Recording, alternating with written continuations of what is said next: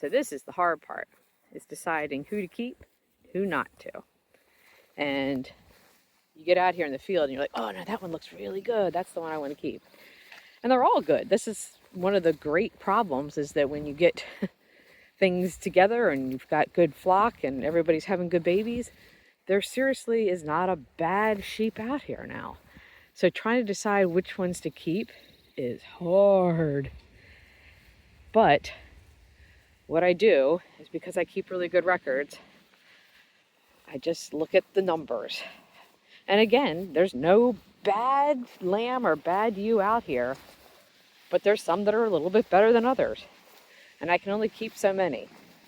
So I take a look at the numbers before I come out here, before I go, oh man, that's a nice looking sheep, I need to keep that one. I look at the numbers.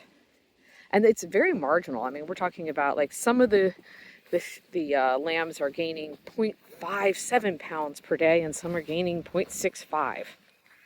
Both really good returns. But I should keep the ones that are 0.65. But a tough decision. I also need to take a look at these adult ewes and decide which ones I'm cutting. Again, they're all good. They all had really strong babies. We've had no lamb deaths. They all are feeding their babies. Haven't had any bottle babies except for one that I gave away. It was one of a triplet.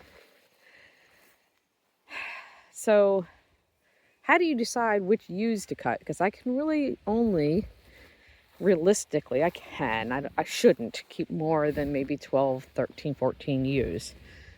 So I've got to cut some. If I'm going to keep some of the young ones coming in, I've got to cut some. Some of it's going to come down to which ones are registered, which ones aren't. Which one had slightly less gain on their lambs than the other ones. At this point, we haven't had any parasite issues. Did notice I have one right now who has a little tiny bit of loose stool, so I'll be checking him. That's it. So it's can't even do it off of parasites any longer. I mean, they're all really good ewes. So tough to choices, and I have to make some decisions. There's going to be a couple that I'm cutting simply because I have a lot of their genetics already here.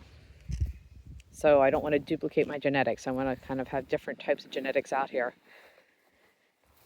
Some of them I'm cutting because I'm looking at one of them, their udder, and I just think, maybe. And then a year or two, that udder is going to start failing because she's just had so many sets of triplets. She's one that I'm retiring to a pet home. I'm not going to send her off to be bred someplace else if I don't think she's going to be a great breeder. But overall, I'm really, really, really happy with my flock. And now I just have the really tough decisions about who to keep and who not. Here's one I am cutting, Camille. You know why I'm cutting her? She's a great ewe. Look at that shedding on her. Beautiful shedding. She had a beautiful baby. She's raised it on her own. She's a yearling. And she's done great. She's kept her condition. Her baby's doing great. I'm cutting her simply because I don't like her personality as much. That's it. Nothing major. But at this point, I can be a little pickier. So, all right. Well, I think I have my call list, which is also called the sale list. So,